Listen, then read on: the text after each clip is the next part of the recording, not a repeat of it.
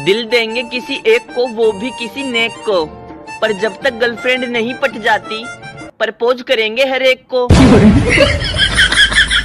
ए मेरा एयरफोन किसने चुराया रे? हमने चुराया क्या? हमसे क्यों पूछ रहा है?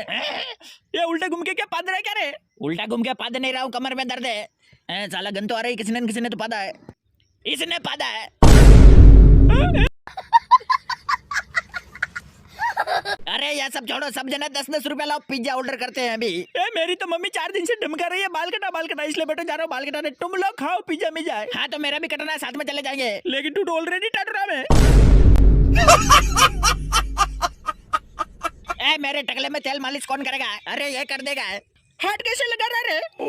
3 रुपए की लॉलीपॉप दूंगा। अब बोल। हाँ। दिल देंगे किसी एक को, वो भी किसी नेक को, पर जब तक गर्लफ्रेंड नहीं पट जाती प्रपोज करेंगे हर एक को। गाइस